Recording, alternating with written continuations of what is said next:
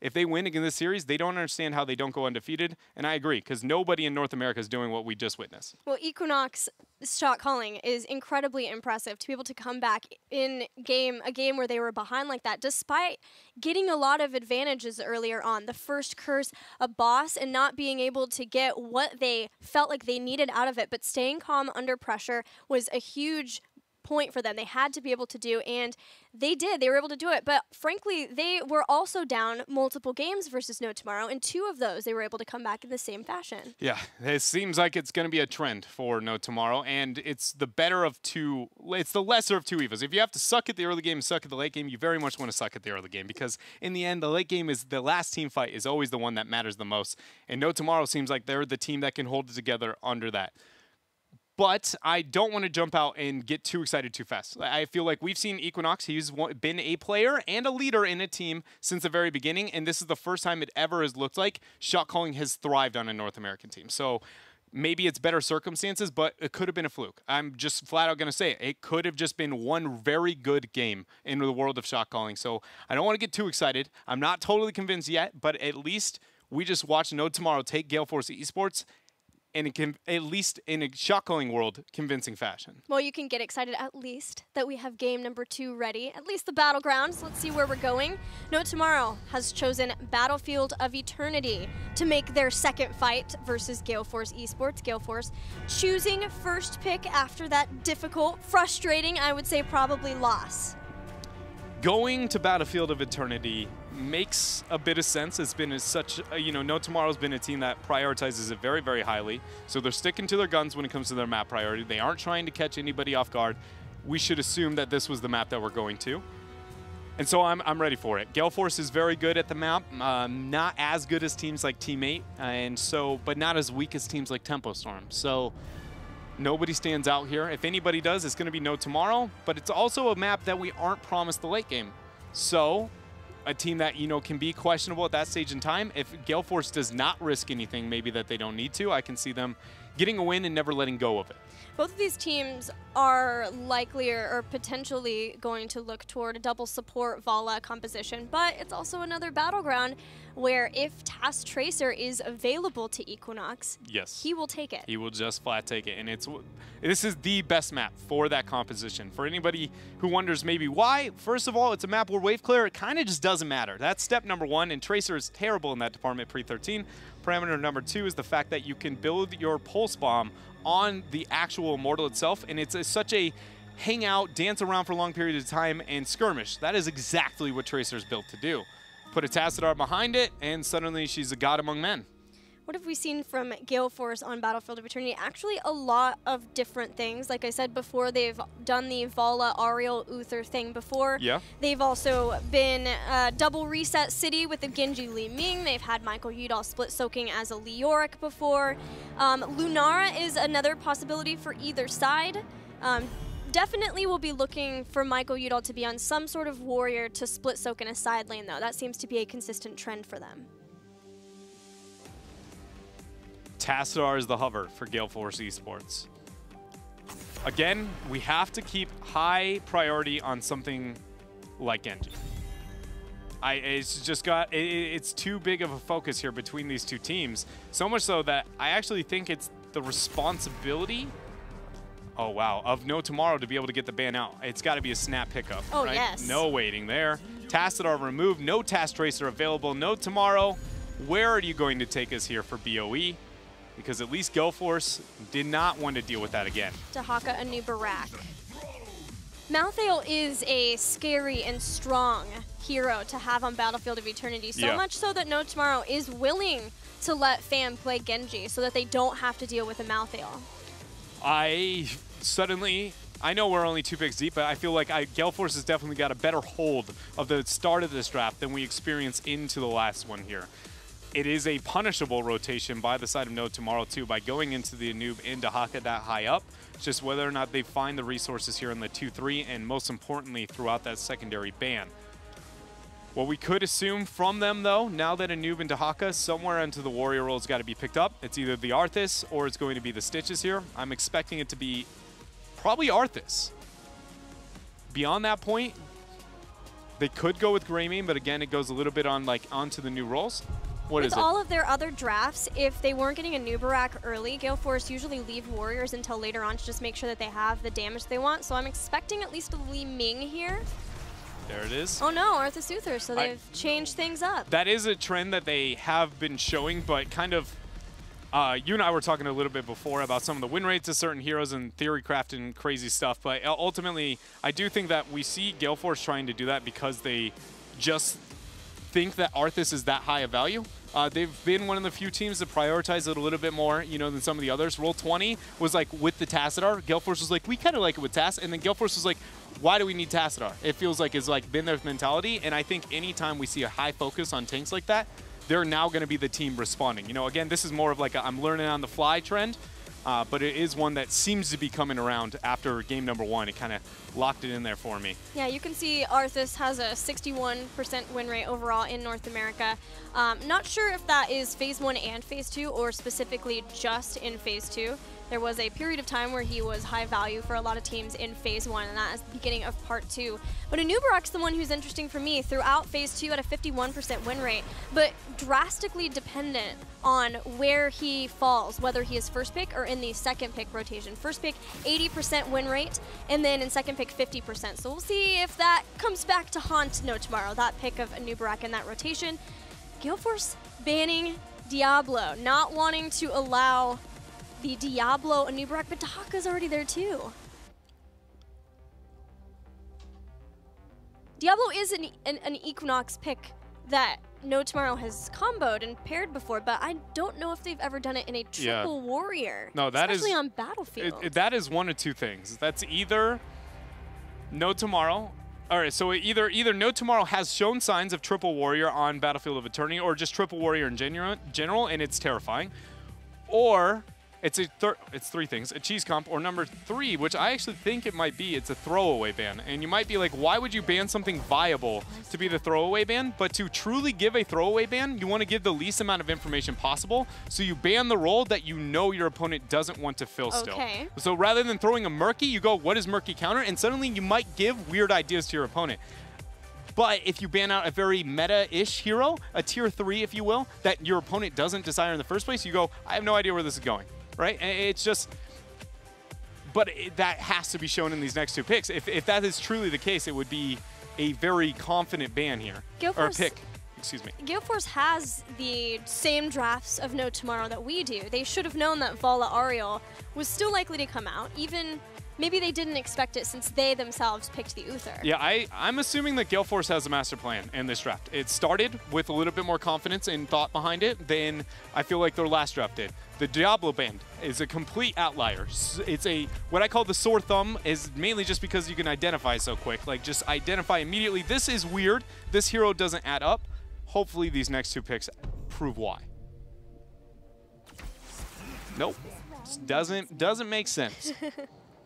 At least not to us, but it does show that at least we know something exists on the backside here for No Tomorrow involving triple warrior.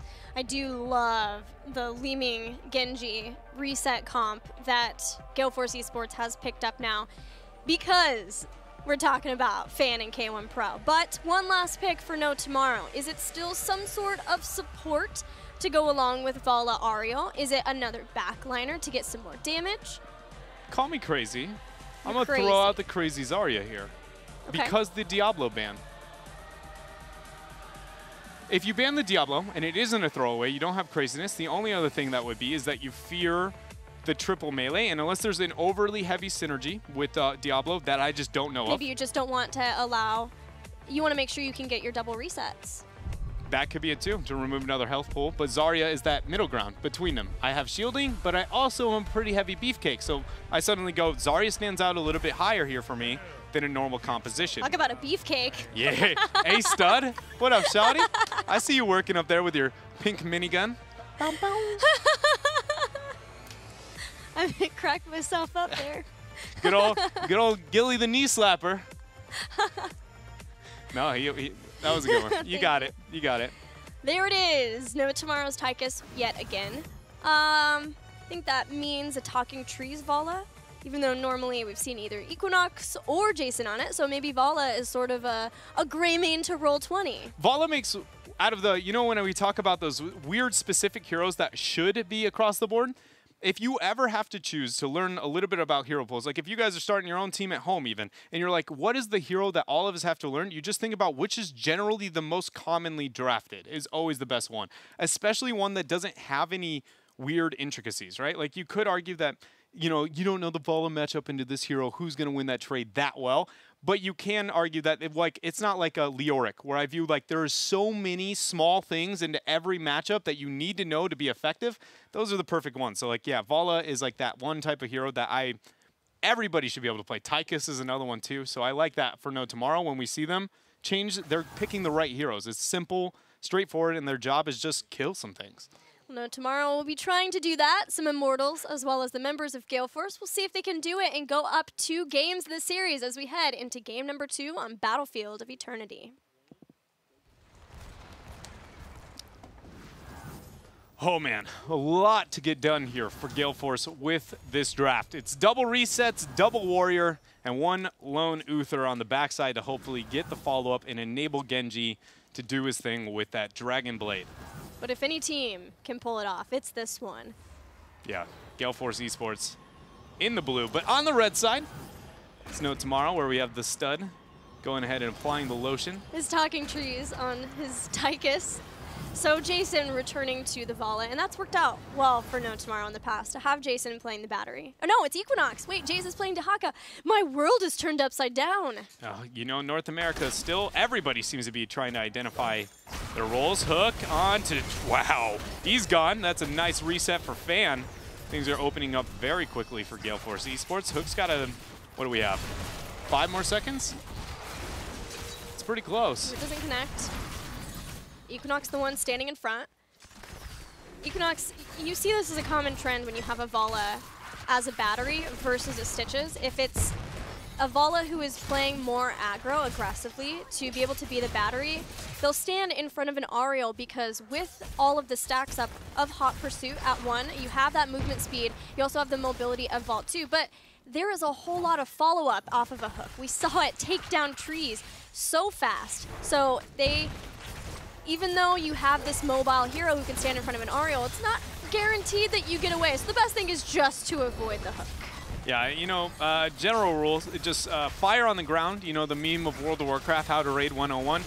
It doesn't really change in Heroes of the Storm, except it's usually more than fire circles. It's, you know, crazy hooks from Stitches. And when you don't do that, gave you a pretty good reason on what happens afterwards. Gale Force just 100 to 0s, Equinox down, and that's the second kill they managed to get pre-Immortal phase on BOE. Now we can anticipate that should a Hook happen like that in the future, Casanova can try to counter-aggress with his Anubarak. Yes. Go in, hit a knock-up, and then walk back after that, knowing that the Hook is down. But in that instance, the Hook was way too close to the structures of Gale Force eSports, so No Tomorrow had to sacrifice. No Tomorrow needs to be better about the hooks if they want to be able to win this game, because the damage is going to be there, as will be the follow-up from Gale Force. And though we have seen some fluctuation of Anubarak builds, when we do see the Stitches response, man, talking about Stitches, another hook, another kill. Gale Force with that Arthas slowing them down. Just nobody is able to make it far enough away from Fan's reach. Throwing out the Shuriken, doing the damages, but gosh, I just don't know. Other than dodge the hook, what else do you say about the early game here for No Tomorrow? You do gotta dodge it. That's just it. Hope that maybe it's Casanova, because he has Dampen Magic, or his new Rubian armor, which is his version of Dampen Magic, as a way of maybe surviving long enough that you can burrow charge out, but it's difficult. Yeah, I want to know if Casanova is going to go more into his burrow charge or if he's going to spec a little bit more into some defensive focus. There's honestly about 5 different viable builds on Anubarak, so I'm not going to, I don't feel comfortable listing every single version, but at least one more focus onto the burrow charge to be able to immediately respond to the Stitches if he gets the hook or even against it. So far, looking to do so there with the Under King. One interesting thing that we see from Equinox is not going into Hungering Arrow build here. So we talked about Hot Pursuit and wanting to have the mobility from that versus the Hook comp 2. But without Hungering Arrow build, you can't just throw out a Hungering Arrow, get some poke on the Immortal, and then back off and then do the same thing again. So in this case, I would guess, besides having Hot Pursuit, just wanting to have the more standard wave clear, multi-shot build that you often have when you're with an Ariel. But we've even seen this team combo Hungering Arrow before, so that's an interesting change-up. Any other thoughts as to why Equinox might be going for that build? Nah, the main reason would just be the main focus into the battery. It's always, whenever I see you know, ignore the standard Q build, it goes, you just either need more AoE damage or you need more for healing overall. Talking about healing, Casanova's going to need it. After that nice hook up there, it gets the hope drop from Tiger JK.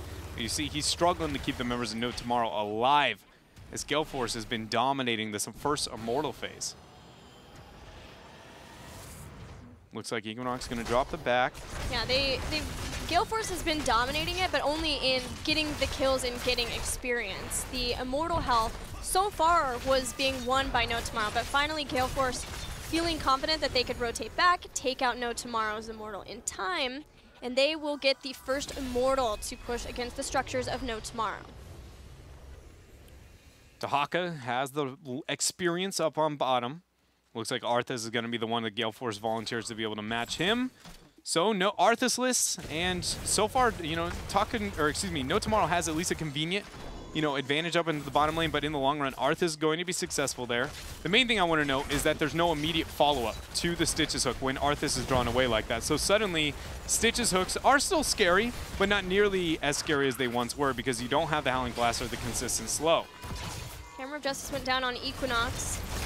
Had the heal there. Fan's going to dive in underneath this, but still is fine initially. Counter aggression from No Tomorrow's Casanova as Jason comes in, looking for the drag. Knockup hits. We've got the stun hitting King Caffeine, but he stays safe. Hook out. On to Talking Trees too, man. The thing just seems to have the name of Talking Trees attached to the very end of that hook, engraved conveniently, because that is about the 4th max range hook that Trees has found himself. And he may be a stud, but Gilly, I don't think he's that tough. Like, he's tough, but he's not like the toughest kid in Tough Town. He's got a soft side. Yeah, you know, showing the vulnerability. No Tomorrow's found Gale Force eSports chilling around their Shaman, but No Tomorrow defended the Immortal really fast. They did not lose out on a fort, so there's no big, gaping Equinox experience difficulty, right? Gale Force are ahead, but it's not so bad that No Tomorrow, it's irrecoverable from them at the outside of this game. Yeah, and with picking up the 7 talents here, at least Tychus will have the ability to move into the Relentless Soldier to try and keep himself alive a little bit better. He can hold his own there with the hard CC coming in, but it's not going to be enough. Up until 13, you can't argue. Yeah, I was going to say, I think this is going to be fully just sustainable Tychus with that, as well as the Neo Steel coating. Yeah, the Neo Steel coating is like actually really, really useful. Like Relentless Soldier is kind of like, it's a nice tool, especially when you're getting 100 to 0 very, very quickly, but you become tanky with Neo Steel coating if it's properly used. The two together can really allow Tychus to suddenly become a very different backliner, at least when it comes to what trades he's successful in and not. All the heroic abilities for No Tomorrow will help out a lot with what Gale Force is doing, though, too. Odin gives the armor. You're probably going to have adaptation. Cocoon to be able to try to keep Genji from using his Dragon Blade on the back line.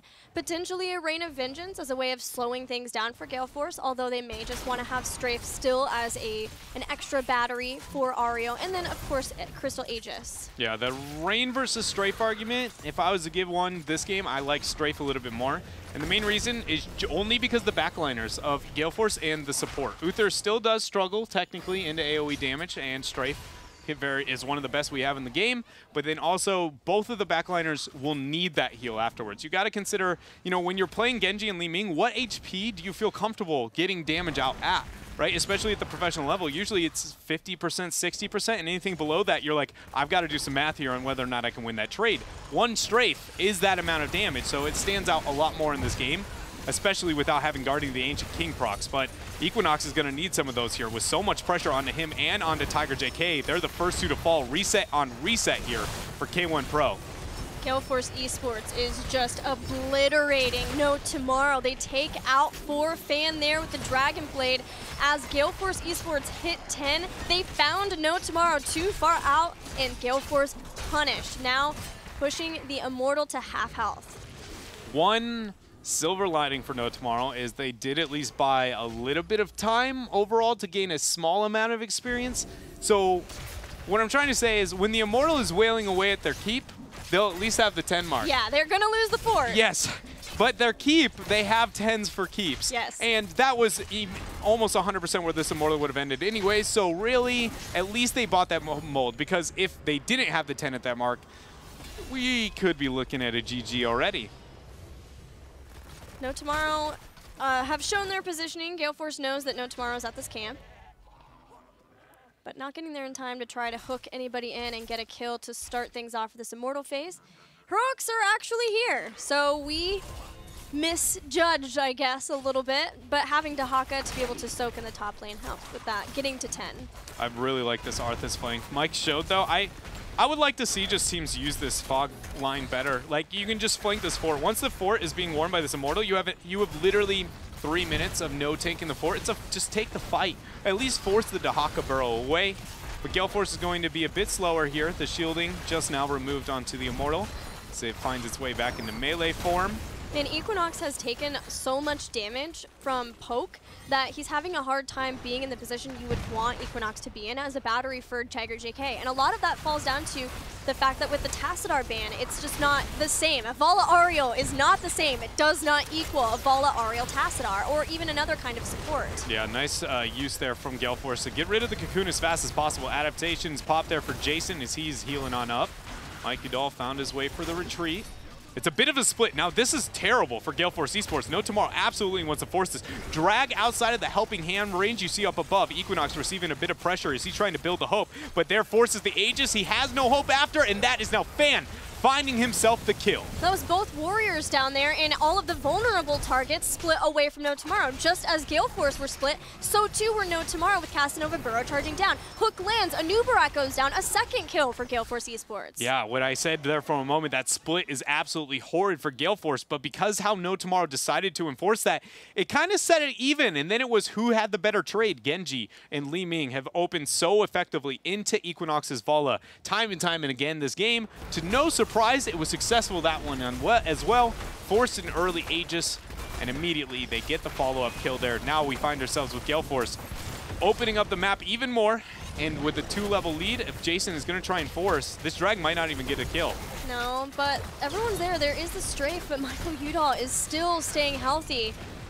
No Tomorrow can't get a kill, but we have said this before about them versus Gale Force just in the last game. The difference is, though, 13's here for Gale Force eSports. No Tomorrow will not have 13 at the beginning of this phase, and they just burned a lot of abilities. Yeah, Gale Force, when we looked at the first game and we talked about No Tomorrow has a slow start, but they seem to be better as the later stages of the game hit. And I talked about BOE was a map where I don't know if they're going to be given it. They have very much gotten it. Close enough to an even footing that I feel like now we might see No Tomorrow being able to turn this thing around as long as they hit that 13 talent tier. Because we have to remember, the first Immortal was 3/4 shielding with a 2-level advantage and 10 just being rounded by No Tomorrow. And now look at the experience.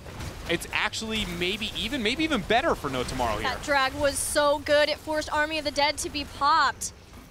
And somehow, even without 13 talents, No Tomorrow have started a fight up in the top and defended at their Immortal. They have no fear of Gale Force. Let's see if they all rotate down to bottom. It looks like they're only going to commit 2, because when both teams pay attention to the Shaman camp like that, and though Gale Force has managed to pick up a double fort, this is one of those moments you can commit 3 members to bottom, stall out with the 2 for a bit, and then commit to the fight before the halftime show's kicked off, while enabling your 13. They're doing the same thing, 1 less person to the siege than I expected, but they're playing it safer here. Fan trying to test out the waters. Yeah, it was nice of the positioning of the Immortal. That No Tomorrow had that fort they could siege down, but now No Tomorrow with 13 want to get aggressive. Hook pulls in Tiger JK, who gets thrown back from the stun. Future Battle's out, Cap's getting low. That was a lot of pressure in the Aegis Force onto Tiger JK. Then look at that Fan, he's gonna be chasing him down. He's barely keeping himself alive. The Detainment Strike buys a couple of seconds, but Gilly, it feels like just that, only seconds here for No Tomorrow, especially when Jason just gets deleted. And Equinox again had to run away from the fight, so K1 not giving Pro. Tiger JK He's that dead. hope.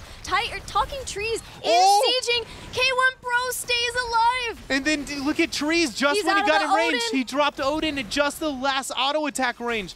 Oh my, K1 Pro. But look at Fan. He was punished there by Equinox and by Tiger JK. And so at least it's close to even. They were so low. Equinox on the brink of death, but he takes out Genji. And both teams reset for a moment. Go back, heal up, no Genji for 16, no Tomorrow trying to get onto the Immortal to even out the health bars. But Gilly, that's exactly it. Another moment where we looked at the image of what should No Tomorrow be able to obtain, and it looks like after that detainment strike, it should have been a King Caffeine. The follow-up not there.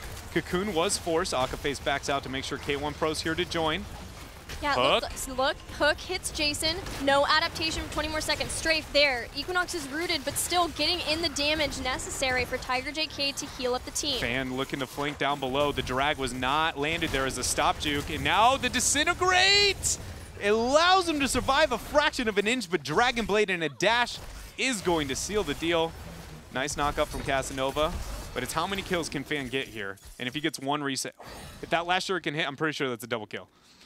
It was just, because that is just enough to knock Tiger JK down into a double reset, and man, Fan almost had a heyday. I just love how Fan flipped in and then Dragon Bladed up. So awesome to watch him on this hero. With K1 Pro, especially in the backup of Li Ming, Gale Force eSports, maybe this phase went a little bit slower for them than they imagined. They don't have this gigantic Immortal. The best they can hope for now is a half-shielded one. But at the very least, they are going to have that 16 spike. They are still ahead in experience because of the fantastic early game they had. We're looking at 13 kills to 1 Dread. Yeah, that is just ridiculous. And, you know, they have some things to show with it, at least that 50% shielding. This should be a keep for Gale Force eSports here, but they've also, out of the 2 times they've had a major advantage, and again, looking at what they might be able to realistically gain, they have been unable to obtain 100% both times. So maybe they'll fail to do that here. Again, leaving more windows for No Tomorrow. And, you know, when playing against No Tomorrow, it doesn't seem like that's a risk Gale Force can let up here. So let's see if they have the pressure onto this front wall necessary. Dahaka onto the side, getting the soak. Again, No Tomorrow desperately wants this 16. Odin's out so that Talking Trees can siege down, but the hook lands in an immediate Crystal Aegis afterward. Talking Trees slowed down from the Putrid Bile, wants to turn around and siege down the Immortal so it gets into melee range. It does, it moves in, but it's moving in onto the keep now. Equinox actually bolts forward, gets a heal from Tiger JK, another set there. The dash there from Genji. You look at him trying to get the hack and slash, the Divine Shield, the Dragon Blade, that's 2. Here for Fan as he's now looking for a 3rd. The members of Gale Force might even look to end as Trees is just scampering away. He's, you know, a cutie, but maybe not the booty to get on out. Man, Michael Udall is just painting the targets with this Frozen Tempest as I gloss over that joke of yours, but it was excellent. But no, he just sits on top of a target and slows them down, so Fan is guaranteed to get the reset every single time. It was 1, 2, 3. Great synergy from the members of Gale Force eSports to tie up the series and take out the cutie with the booty multiple times. Yeah, what up, girl? No, it's, you know, Tychus, that was the first time I've ever actually gotten to cast that Tychus skin, and I gotta say it's worth it. When looking at the Arthas, we saw the value that it gained in that game. We've seen other parts of the world pick it up at times and seem to be able to have that high priority that it has now. For a while, it felt like it was mainly in Holy Trinity double support comps because it keeps them there long enough to be able to make things happen. But the more we see Arthas, with all the nerfs, okay, Arthas was buffed to the top of the meta. Then every other warrior got nerfed, but Arthas dropped in value for almost no reason whatsoever. I would like to see him come back because I think games like this are only giving a better argument of why he's so good. He is utility out the butt. He's got more things than everybody else in the entire game in the World of Warriors in terms of what he can do in his lockdown, with his slow, with his attack speed debuff, with his snare, and not even considering the amount of damage output he has. The sustainability he has once he has army too. No Tomorrow has to find an answer because what it's doing is filling that role of what frontliner do we want when high priority like Dahaka and Noob is taken away, but it also doesn't force them into these awkward poison comps because they're getting the slow and the AoE damage from a different resource, and it's conveniently all from the same hero. So I feel like maybe Gale Force is onto something here with the Arthas priority. Yeah, Gale Force eSports is making a case for the Frost Lord Arthas. And we have tied up the series 1-1. After the break, we come back to game number 3. See you soon.